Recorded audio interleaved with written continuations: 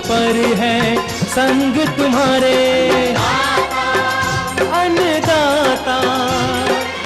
लहू किसानों का बन के पसीना सींचता है धरती का सीना। मेहनत का तेरी हक दिलवाने, नई तकनीक नई खोज बताने। पशुधन को गुणवान बनाना, पौध सुरक्षा को सिखलाना, खेती के सब गुर समझाने, भारत का सरताज बनाने। आठों पहर है संग तुम्हारे अन्नदाता अन्नदाता। नमस्कार, मैं हूं श्वेता भट्टाचार्य। आप सभी दर्शकों का अन्नदाता कार्यक्रम में स्वागत करती हूं। हर रोज की तरह कार्यक्रम में हम लेकर आते हैं खेती बाड़ी से जुड़ी हुई बहुत सी लाभकारी जानकारियां। तो चलिए सबसे पहले देखते हैं क्या है विशेष आपके लिए आज के कार्यक्रम में। अधिक उपज हेतु कैसे करें धान की सीधी बुआई। मिर्च की अधिक उपज देने वाले किस्म और रोपाई विधि।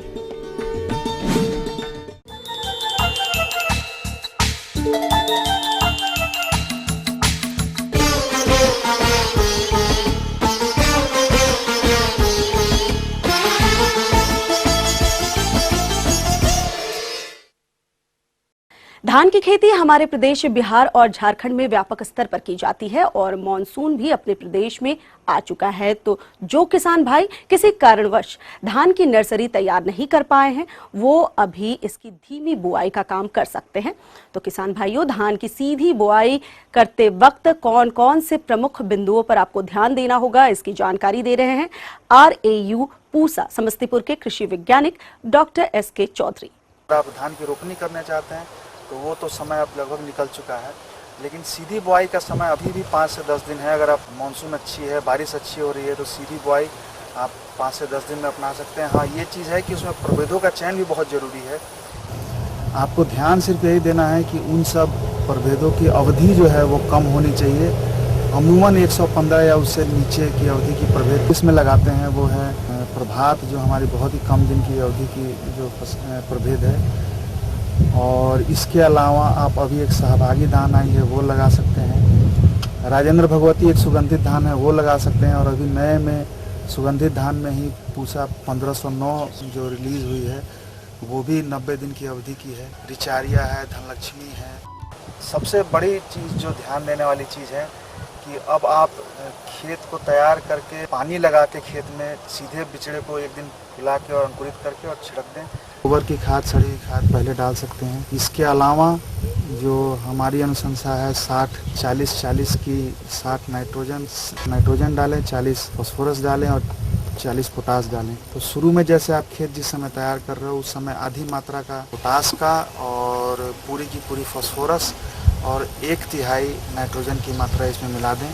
तो इस तरह बहुत जल्दी आप 15 से 20 दिन में बिचड़ा आपका तैयार हो जाएगा। एक DSR टेक्निक है जिसे हम डायरेक्ट सीडेड राइस कहते हैं, सीधी बुआई कर सकते हैं धान की।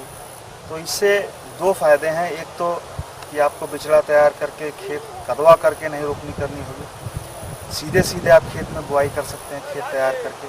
सीधी बुआई जो हम करते हैं उसमें समस्या खरपतवार की आती है। खरपतवार के नियंत्रण के लिए 2 दवा बहुत ही कारगर अभी आई है। सीधी बुआई के 15 दिनों के बाद वो पेंडिमेथिलीन है और नॉमिनी गोल्ड है। तो नॉमिनी गोल्ड का जो केमिकल नेम है वो है बिस्पेरिवेट सोडियम। 0.5 ml आपको 1 लीटर पानी में घोल के डालना है। उसका 100 ml का एक डब्बा आता है, उसको आप 200 लीटर पानी में घोल के और छिड़काव कर सकते हैं। तो इससे खरपतवार का नियंत्रण बहुत ही सटीक तरीके से, बहुत ही सही तरीके से होता है। इसके अलावा किसान भाइयों, धान की सीधी बुआई यदि आप ड्रम सीडर द्वारा करना चाहते हैं तो किस प्रकार की सावधानियों को अमल में लाएं, इसकी जानकारी दे रहे हैं एक कृषि वैज्ञानिक आनंद कुमार त्रिपाठी। इससे ड्रम सीडर से उत्पादन में कम से कम परंपरागत रोपाई की विधि से 1.25 गुना से लेकर 1.5 गुना तक वृद्धि देखी गई है। तो ड्रम सीडर एक ऐसी तकनीकी के रूप में विकसित हुआ है जिससे किसानों को जो लागत बढ़ती जा रही थी वो लागत कम होती है। किसान इसमें अंकुरण बीजों का पहले की तरह जैसे रोपा के लिए करते थे वैसे करते हैं, और फिर अंकुरण हो जाने के बाद सीधे खेत को तैयार करके पलेवा करके और उसकी ड्रम सीडर के द्वारा सीधी बुआई कर देते हैं। इसमें मजदूरी काफ़ी कम हो जाती है, मजदूरों की काफ़ी बचत होती है, और इसमें आपको यह भी ध्यान देना होगा कि खेत की तैयारी जिस तरह रोपाई वाली पद्धति में की जाती है वैसे ही करके बुआई के समय पानी भरा नहीं जाता खेत में, बल्कि केवल कीचड़ रहना चाहिए। किसान फर्टिलाइज़र जिस सामान्य रूप में जिस तरह अन्य प्रजातियों को देते हैं उसी तरह दें।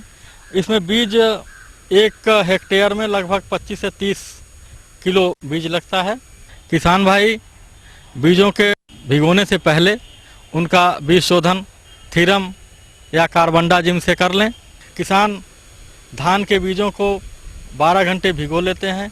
भिगोने के पश्चात 18 से 24 घंटे तक उसको नम स्थान पर रख करके अंकुरण कराया जाता है। ये किसानों को ध्यान देना चाहिए कि अंकुरण आधा सेंटीमीटर से ज़्यादा ना हो। ड्रम सीडर जिस तरह आप देख रहे हैं, इसमें ये फाइबर प्लास्टिक का बना हुआ है। इसका वजन लगभग 6 किलो के आसपास है। इसमें 2 पहिए हैं, एक धुरा है जिस पर 4 ड्रम लगे हुए हैं। इन ड्रमों में 5 किलो, प्रत्येक ड्रम में 5 किलो धान का बीज डाला जा सकता है। लेकिन बुआई के समय खेत में जब ले जाते हैं तो इसमें लगभग 3 से 3.5 किलो बीज, अंकुरित बीज इसमें रखेंगे। और जबकि ड्रम सीडर से बुआई में एक किसान लगभग 2 से 2.5 घंटे में 1 एकड़ खेत की बुआई, सीधी बुआई ड्रम सीडर पद्धति के द्वारा कर सकता है। इस ड्रम सीडर यंत्र द्वारा धान की सीधी बुआई की जाएगी, जिसमें 20 सेंटीमीटर लाइन से लाइन और 10 सेंटीमीटर पौधे से पौधे की दूरी नियत हो जाएगी। दूसरी इसमें सावधानी ये रखने की ज़रूरत है कि बुआई के 2-3 दिन तक बहुत तेज़ बारिश भी ना हो, क्योंकि बीज सतह पर गिरते हैं और अगर बहुत ज़्यादा खेत में पानी भर जाएगा तो वो का प्लेसमेंट बिगड़ सकता है। इस विधि में चूंकि धान की सीधी बुआई हो रही है, पौधे बाद में जर्मिनेट होते हैं और उनके साथ ही साथ खरपतवार भी आ जाते हैं। इसलिए बुआई के 20 से 22 दिन बाद किसान भाई दवा है खरपतवार नाशी, उसका प्रयोग प्रति हेक्टेयर की दर से 600 लीटर पानी में करके इसका निदान कर सकते हैं।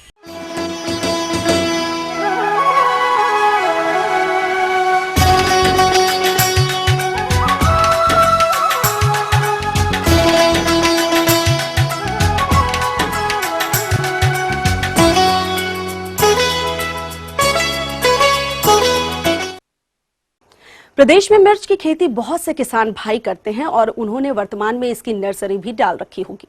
तो किसान भाइयों, नर्सरी में इसकी पौध का प्रबंधन किस प्रकार से करना है एवं इसकी रोपाई करते वक्त कौन कौन से बिंदुओं पर विशेष ध्यान देना है, इस विषय पर अपने अनुभव को बता रहे हैं ओरमांझी जिला रांची के प्रगतिशील किसान सुंदर महतो, जो कि ड्रिप और मल्च विधि से मिर्च की खेती करते हैं। तो आइए मिलते हैं उनसे। मैं यहाँ पर विगत 11 वर्षों से अपना खेती कर रहा हूँ। अभी जो आप देख रहे हैं रोपाई जो चल रही है, ये मिर्च है 725 नंबर विद्या वैरायटी का नाम है।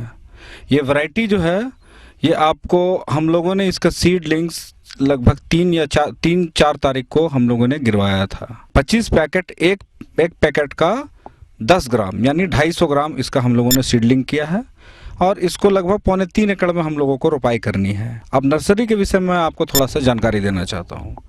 नर्सरी का हम लोग चूँकि लंबा स्केल में करते हैं, लार्ज स्केल में करते हैं, हम लोग एक नर्सरी बेड का साइज जो है लेंथ रहता है 50 फीट बाई 3 फीट, लेकिन ऊपर में आपका आ जाता है लगभग 2.25 फुट, थोड़ा स्लांट रहता है बेड साइड में। उस बेड में हम लोग बेसल डोज के तौर पर में केचुआ खाद, एक बेड में 2 टोकरी कहिए या 2 परात केचुआ खाद को उसमें हम लोग ऊपर में हल्का हल्का छिड़काव करते हैं और उसमें लगभग आधा केजी डीएपी और 300 ग्राम फुरोडॉन और साथ में जाइम जो है वो भी लगभग हम लोग 250 ग्राम से 300 ग्राम लगभग अनुमानित हम लोग उसमें डाल देते हैं। उसके बाद उसको पूरा चालू करके एकदम भुरभुरा बना देते हैं।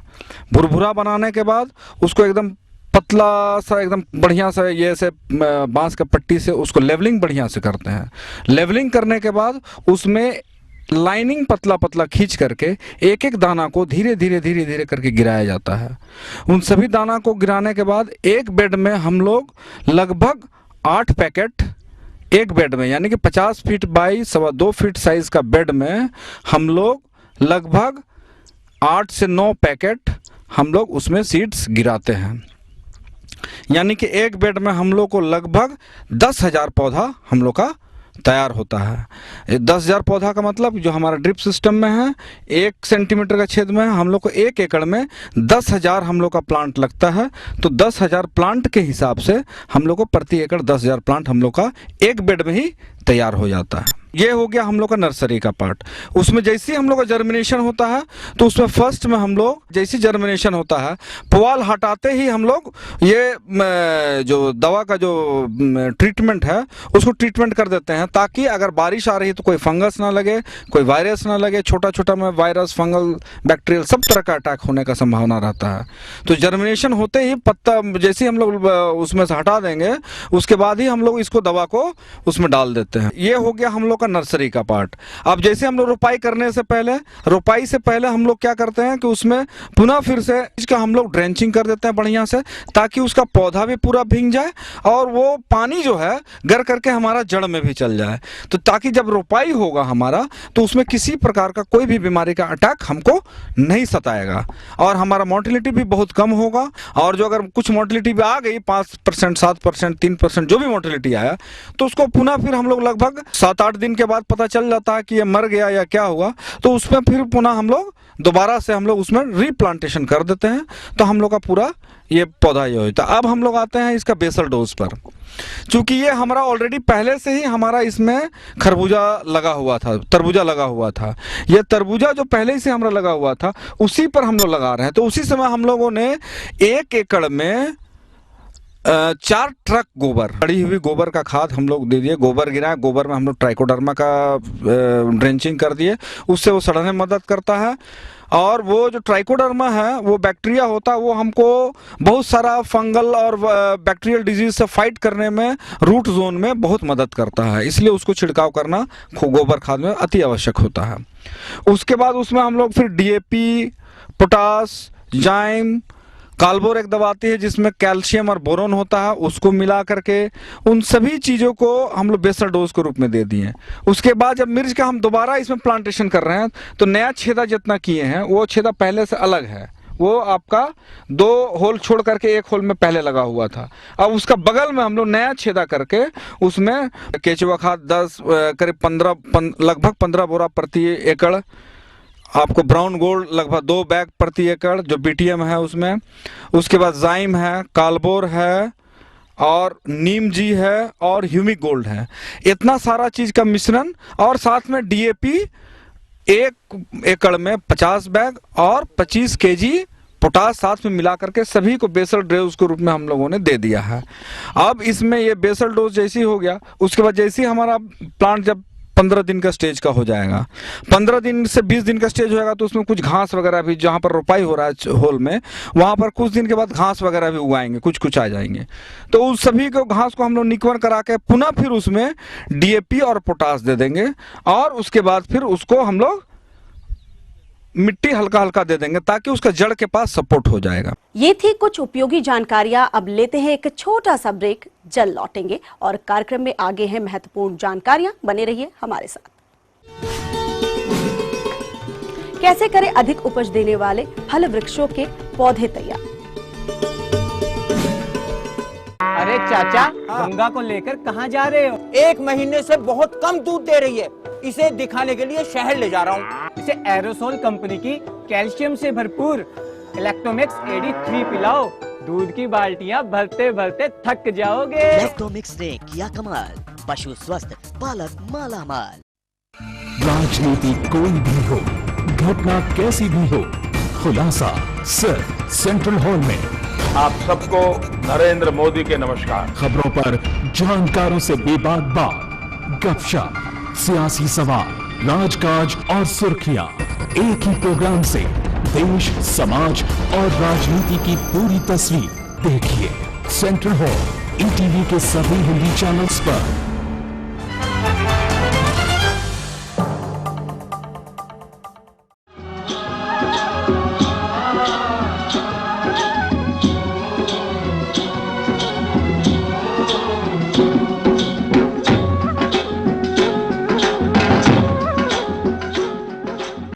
बाद एक बार फिर से आप सभी दर्शकों का अन्नदाता कार्यक्रम में स्वागत है। बढ़ते हैं अगली प्रस्तुति की ओर।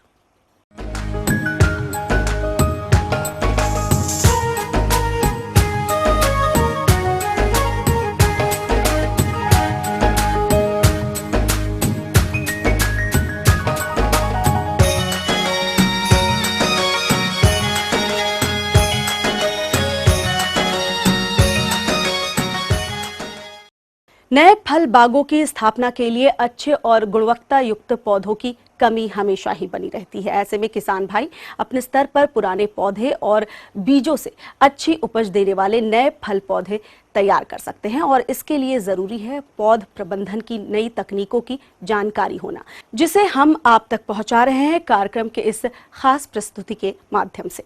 वर्तमान समय में खेती करना घाटे का सौदा साबित हो रहा है, क्योंकि हमारे किसान भाई जानकारी के अभाव में तथा अधिक लाभ लेने की चाहत में कुछ ऐसी गलतियां कर जाते हैं जो कि आगे चलकर हानि का कारण बनती हैं। खासकर उद्यानिकी के क्षेत्र में कुछ गलतियां भारी हानिप्रद साबित होती हैं। उन गलतियों में सबसे पहली गलती होती है जाने अनजाने में घटिया किस्म के पौधों का रोपण।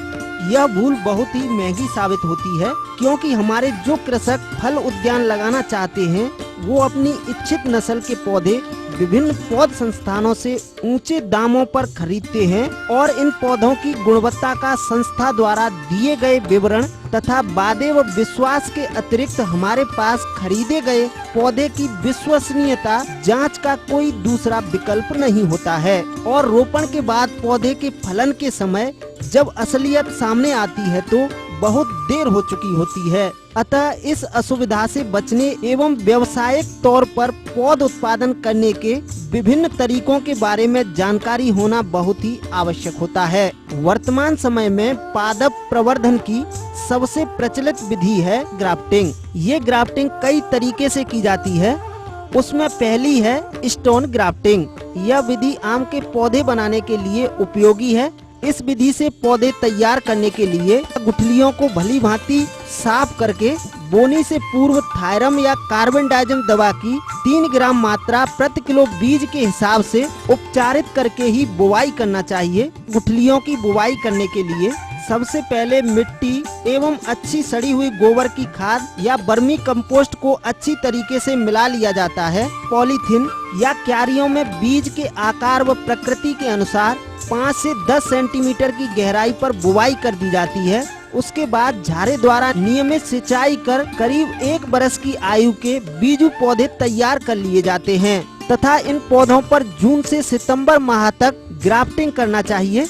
इस विधि में बीजू पौधे को 3 से 4 इंची तना छोड़कर काट दिया जाता है तथा उसमें वी आकार या आई आकार का कट लगाते हैं, जिसके लिए सबसे पहले इच्छित किस्मों के मात्र वृक्षों से संकुल डालियां कलम लाकर तथा चुनी गई सांकुल कलमों को दोनों तरफ से वी आकार में छीलकर रूट स्टॉक के कट में फंसाकर पॉलीथीन की पट्टी से कसकर बांध देते हैं तथा इनको छायादार स्थानों में रख देते हैं। जब पौधों पर पत्तियां आ जाती हैं तो उन्हें रोपने के लिए तैयार समझा जाता है। अब आइए बात करते हैं कलिकायन या बडिंग विधि के बारे में। किसान भाइयों, इस विधि के द्वारा आप नींबू, बेर तथा आंवला के पौधे तैयार कर सकते हैं। इस विधि में भी आप सबसे पहले पॉलीथीन बैगों में या फिर क्यारियों में बीजू पौधे तैयार कर लें तथा जिस किस्म के बड आपको लगाना है, मात्र वृक्ष का फल उत्पादन तथा सभी भौतिक स्थिति उत्तम रहती है। पौधा घातक बीमारियों से मुक्त हो उस तरह के मात्र वृक्ष का चुनाव करने के बाद उसकी करीब 1 वर्ष पुरानी स्वस्थ संकुल डालियों के पत्तों को डंठल से करीब 5 से 10 सेंटीमीटर ऊपर से काटकर करीब 1 सप्ताह तक छोड़ देना चाहिए। जब छोड़ी गई पत्तियों के डंठल आसानी से पौधे से झड़ने लगें तथा कलिकाएं फूली हुई दिखने लगें तो उत्तम संकुल डाली को मात्र वृक्ष से काटकर बीजू पौधे तक ले जाते हैं तथा सावधानी पूर्वक कलिका संकुल डाली से निकालकर चयनित बीजू पौधे पर अंग्रेजी के अक्षर I, T, L या H आदि की आकृति जो भी उपयुक्त लगे छाल पर वर्डिंग नाइफ की सहायता से कट लगाकर उसके पिछले हिस्से में लगी चिप से कलिकाओं को ढीला करके निकाली गई कलिका को उसमें अच्छी तरह समायोजित करके पॉलीथीन की पट्टी से कसकर चारों तरफ से लपेटकर बांध देना चाहिए तथा बांधते समय यह ध्यान रखें कि बड़ या कलिका खुली रहे। इसके बाद पौधे की अच्छी तरह से देखभाल करते रहना चाहिए। जब कलिका फूटकर एक टहनी का रूप लेने लगे तो रूट स्टॉक की कलिका को थोड़ी ऊपर से काट देना चाहिए। वे कलिका वाली टहनी के अतिरिक्त निकलने वाली टहनियों को सावधानी पूर्वक काटते रहना चाहिए। आपका पौधा रोपने के लिए तैयार हो जाता है। इस तरह से किसान भाई अपनी इच्छित किस्मों के नए पौधे तैयार करके फल उद्यान लगाकर या फिर उनको बेचकर अच्छा लाभ प्राप्त कर सकते हैं।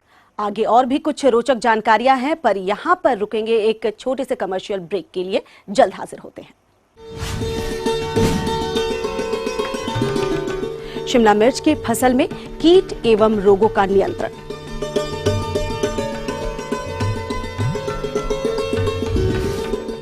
अरे चाचा, गंगा को लेकर कहाँ जा रहे हो? 1 महीने से बहुत कम दूध दे रही है, इसे दिखाने के लिए शहर ले जा रहा हूँ। इसे एरोसोल कंपनी की कैल्शियम से भरपूर इलेक्ट्रोमिक्स AD3 पिलाओ, दूध की बाल्टियाँ भरते भरते थक जाओगे। इलेक्ट्रोमिक्स ने किया कमाल, पशु स्वस्थ, पालक मालामाल।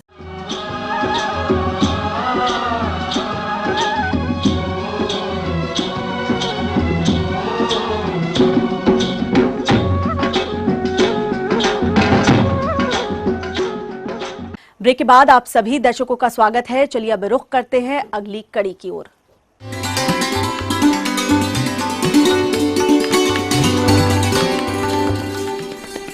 अन्नदाता हेल्पलाइन निशुल्क फोन संपर्क सेवा के माध्यम से आपके द्वारा पूछे गए प्रश्नों में से 1 या 2 महत्वपूर्ण प्रश्नों को हम अपने कार्यक्रम में शामिल करते हैं। इसी के तहत आज का चयनित प्रश्न और उसका जवाब इस प्रकार है।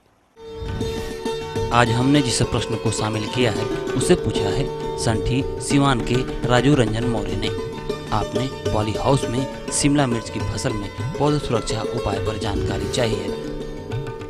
ग्रीन हाउस के अंदर हमने जहाँ फील्ड में जाते हैं जो समस्या आती है वो जनरली ग्रीन हाउस में आती है कीड़े और बीमारियों की। इसमें जो जनरली कीड़े लगते हैं वो है रस चूसक कीड़े, जिनमें है सफ़ेद मक्खी, जैसिड और एफिड और माइट। ये 3-4 इंसेक्ट है जिनकी समस्या ग्रीन हाउस के अंदर ज़्यादा रहती है। तो ये जो रस चूसक कीड़े होते हैं पत्तियों का रस चूसते हैं, जो नई पत्तियां निकलती हैं उनका रस चूसते हैं और पत्तियां टेढ़ी मेढ़ी हो जाती है। तो इसकी रोकथाम के लिए यदि इस तरह के आपको सिम्टम्स दिखाई दें शिमला मिर्च के ऊपर, तो मिथाइल डिमेटोन 1 ml प्रति लीटर के हिसाब से, मेलाथियोन 2 ml प्रति लीटर के हिसाब से और एसिटामिप्रिड 3 लीटर पानी में 1 ml दवाई के हिसाब से 10-15 दिन में बदल बदल कर इन दवाइयों का जो ऊपर मैंने बताई हैं उनका स्प्रे करना चाहिए। दूसरा, कीड़ा लगता है इसमें फ्रूट बोरर की कभी कभी समस्या जाती है, जो फली छेदक के नाम से अपन उनको फली छेदक कह सकते हैं।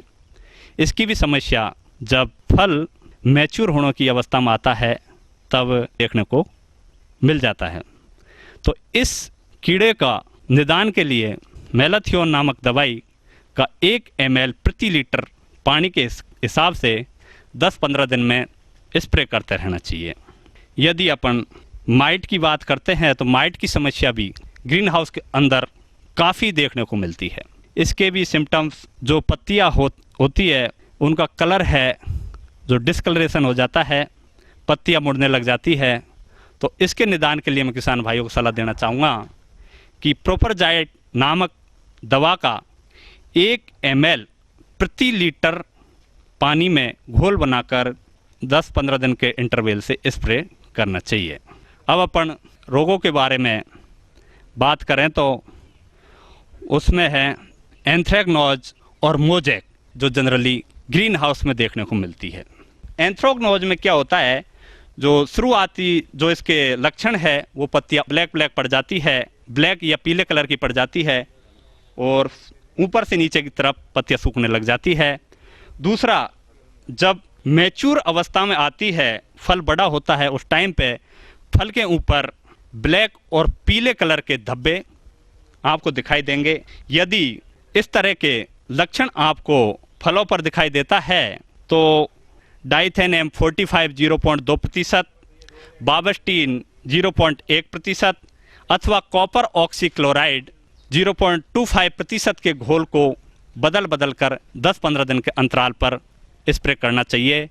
इस तरह का यदि आप स्प्रे टाइम टू टाइम करते रहे तो इस तरह की कोई समस्या आपको शिमला मिर्च में नहीं दिखाई देगी। दूसरी जो रोग है उसकी चर्चा करें तो वो है मोजेक। मोजेक की समस्या भी खूब देखने को मिलती है। तो उसमें क्या होता है, इसके जो लक्षण है, नई पत्ती आती है, उनके गुच्छे बन जाते हैं और फल भी उनकी आकृति ऐसी टेढ़ी मेढ़ी हो जाती है और पौधे उत्पादन बहुत कम दे पाते हैं। क्योंकि ये जो रोग है मोजेक है वो सफ़ेद मक्खी के कारण एक पौधे से दूसरे पौधे पर ट्रांसमिट होता है। तो सबसे पहले अपन जो रोग को फैलाने वाली जो जड़ है, जो कीड़ा है, उसको यदि अपन नियंत्रण कर लेते हैं तो इस रोग की समस्या काफ़ी हद तक कंट्रोल की जा सकती है। तो इस कीड़े को रोकथाम के लिए एसिटामिप्रिड नामक एक दवाई है, उसका 3 लीटर पानी में 1 ml का घोल बनाकर स्प्रे करें। या दूसरी इमिडाक्लोप्रिड है, उसका भी 3 लीटर पानी में 1 ml दवाई का घोल बनाकर स्प्रे करने से इस बीमारी से काफ़ी हद तक निजात पाया जा सकता है।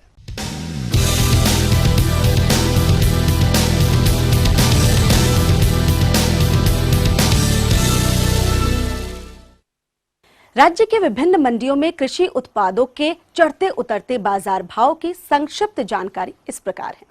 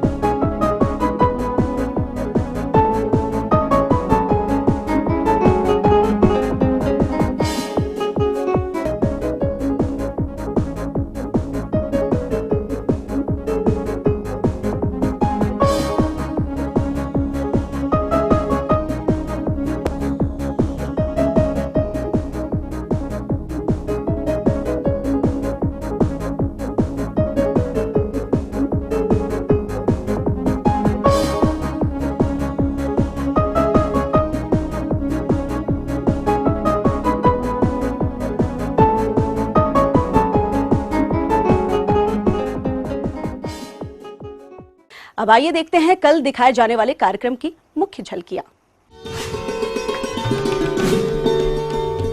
अरंडी की अधिक उपज देने वाली किस्में और बुआई तकनीक। हम ये उम्मीद करते हैं कि आज का कार्यक्रम आप सभी दर्शकों के लिए उपयोगी रहा होगा। किसान भाइयों, अन्नदाता आपकी सेवा के लिए संकल्परत है। कृषि संबंधित समस्या एवं सुझाव के लिए आप हमें इस पते पर संपर्क कर सकते हैं। प्रोड्यूसर अन्नदाता ETV Bihar Jharkhand, Ramoji film city Hyderabad 501512। साथ ही आप हमें ईमेल भी कर सकते हैं। हमारा ईमेल एड्रेस है annadatabihar@etv.co.in। इसके अतिरिक्त आप हमें निःशुल्क हेल्पलाइन नंबर 180010845999 पर सुबह 10 से शाम 4 बजे के बीच संपर्क कर सकते हैं। फिलहाल अन्नदाता की पूरी टीम को दीजिए इजाजत। कल फिर इसी वक्त मुलाकात होगी कृषि संबंधित कुछ और रोचक जानकारियों के साथ। नमस्कार।